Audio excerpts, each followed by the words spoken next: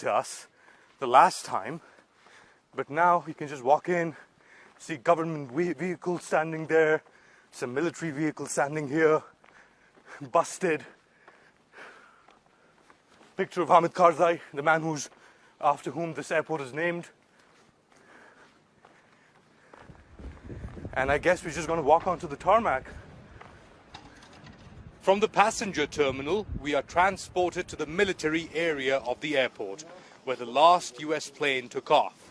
Parked on the tarmac are dozens of helicopters of all shapes and sizes.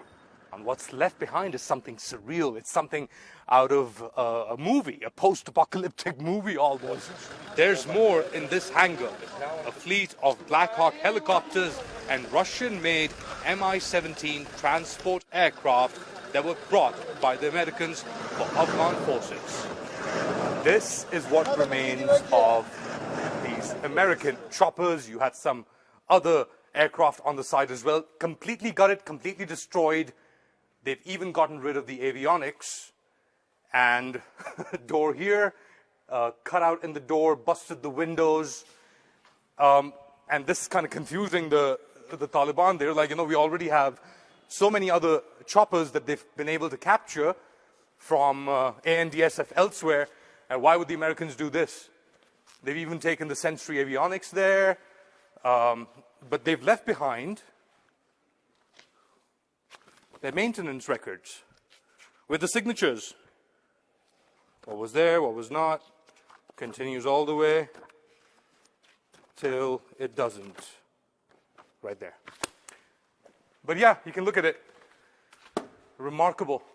20 years of war, and these beasts in the air are no longer operable.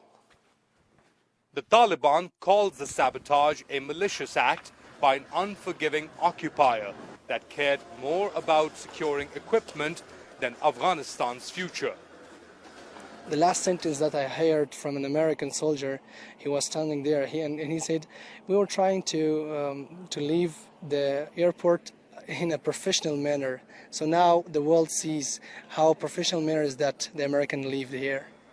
The U.S. Defense Department had said it planned to destroy any weapons it left behind at the airport, but it also insists it left undamaged any equipment needed to return the airport to civilian operations. Farther down the runway, we approach another military plane. This seems to be largely intact, at least the hull of it inside. But outside, the propellers are turned, the tires are bust, and even the control area there, the electronics and avionics have been ripped out. After 20 years of American occupation, the Taliban will need to quickly figure out what it needs to do to get things moving at the airport again. But it also needs to ensure it doesn't end up moving in circles instead of going forward. Ali Mustafa, TRT World, at Kabul Airport.